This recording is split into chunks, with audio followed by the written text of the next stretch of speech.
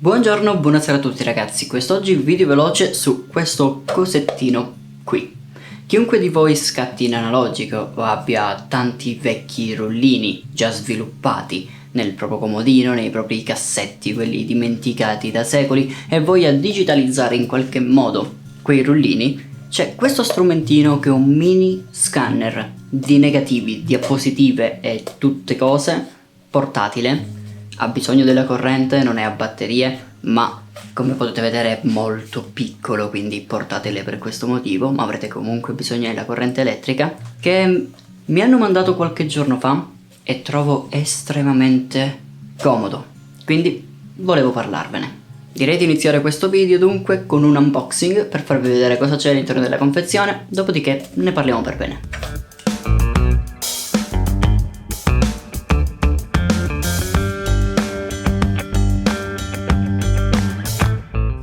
Quindi vediamo cosa abbiamo all'interno della confezione. Taglierino e via. Eccolo qui, il nostro bellissimo scanner di pellicole. 22 megapixel per Super 8, negativi e tante altre robe, tipo le diapositive, vedremo in seguito. Qui ci sono tutte le specifiche del prodotto, un po' di ad, perfetto. Beh, direi di vedere subito cosa c'è all'interno, senza perderci in chiacchiere, no? Come al solito, il libretto, c'è la lingua italiana questa volta, grande aggiunta, però buttiamolo via come al solito. E questi sono i pezzi più importanti di tutti, li vedremo fra un po'. Il nostro scanner di pellicole, con l'ingresso mini USB e TV out. Possiamo inserire inoltre una scheda SD, io la inserirò da 8 GB perché 8 GB per ciò che dovrà fare questa macchina bastano e avanzano. I tastini, niente di anomalo. Cos'altro c'è nella confezione? Vediamo un po'. Ovviamente il cavo mini USB, classicissimo, l'adattatore per la corrente, ok, e un fogliettino di ringraziamento per aver scelto Digit Now, va bene, non mi servirà a niente. Ma vediamo nel dettaglio ciò che abbiamo all'interno di questa busta, perché sono le cose più importanti in assoluto. Un clean brush, ossia un pennellino per pulire il nostro scanner, che entra precisamente all'interno dello scanner ed è essenziale. Poi un adattatore per le diapositive, lo slide adapter, eccolo qui, un po' difficile da aprire però tutto perfetto, funziona benissimo. Poi un adattatore questa volta per i negativi, classici, eccolo qui, in tutta la sua bellezza, e ovviamente per gli altri negativi, in questo caso ad esempio per i Super 8 ci sono gli adattatori, adattatore per Super 8 e adattatore per 110. Questi vanno inseriti direttamente all'interno della confezione dell'adattatore per negativi e questo è tutto ciò che abbiamo, quindi direi di vederli per bene in funzione, no? Ma prima vi dico un'altra cosa. Trovo molto comodo il fatto che funzioni direttamente con una scheda SD.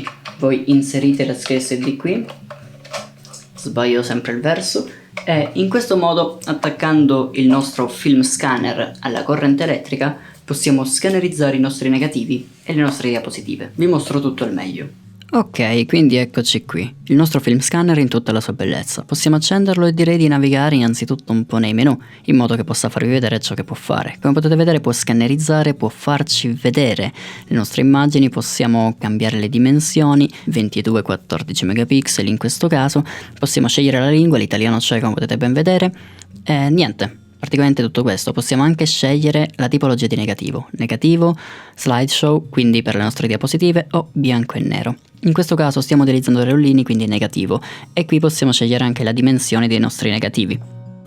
In questo caso 135, perfetto. Quindi adesso basta semplicemente prendere l'adattatore, aprirlo con delicatezza e inserire il nostro rollino all'interno dell'adattatore. Così, perfetto. La cosa carina è che adesso all'interno di questo adattatore possiamo tranquillamente far scivolare il nostro rollino, quindi qualora abbiate sviluppato i vostri rollini potete anche evitare di tagliarli se scattate in analogico. Adesso basterà inserire l'intero adattatore qui nel nostro film scanner e come potete ben vedere possiamo vedere direttamente il positivo dei nostri negativi, quindi la nostra immagine già completamente sviluppata. Possiamo flippare o ruotare la nostra immagine di 180 gradi e in questo caso ci basterà cliccare su scan per scannerizzare e salvare la nostra immagine direttamente su scheda SD. Quindi possiamo spegnere, togliere la nostra scheda SD e semplicemente prenderla, portarla via e andare ad inserirla sul computer. Ecco qui. Perfetto. Questo è tutto. Quindi questo strumentino io trovo sia veramente impressionante e sicuramente molto utile per chiunque di voi possa fare fotografia analogica. Ovviamente avete sempre bisogno di un rullino già sviluppato, quindi dovrete sviluppare i vostri rullini se scattate in analogico, oppure dovrete farli sviluppare a qualcuno. Questo serve soltanto per scannerizzare o semplicemente per tutti quelli che tra di voi hanno i classici rullini nelle classiche confezionine di plastica o nei libricini appositi ormai conservati in dei cassetti da tanti anni. Magari questi rullini attendevano di essere digitalizzati, di essere scansionati. Con uno strumentino simile potete farlo molto velocemente, molto rapidamente e sicuramente è un ottimo modo per conservare per sempre i propri ricordi. Tutto in maniera estremamente veloce su scheda SD.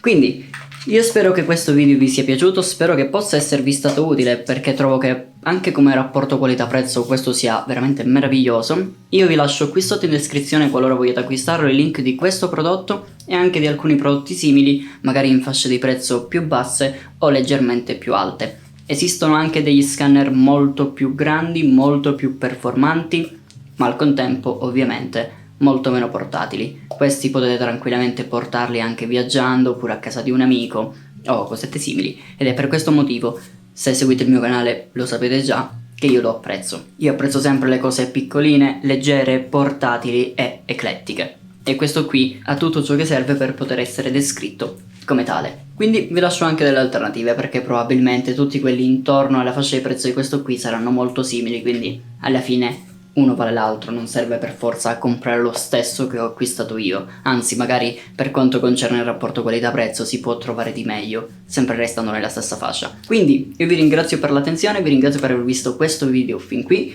Qualora vogliate vedere altri video simili vi invito a seguirmi e noi ci vediamo in un prossimo video, sempre su questo mio canale, sempre di venerdì, per quanto concerne la fotografia ed il videomaking. I miei social sono comparsi in questo momento qui in basso, quindi qualora vogliate seguirmi su Instagram o Facebook, qui c'è tutto ciò che vi serve per farlo e noi ci vediamo quindi in un prossimo video. Vi saluto gente, alla prossima, bye bye.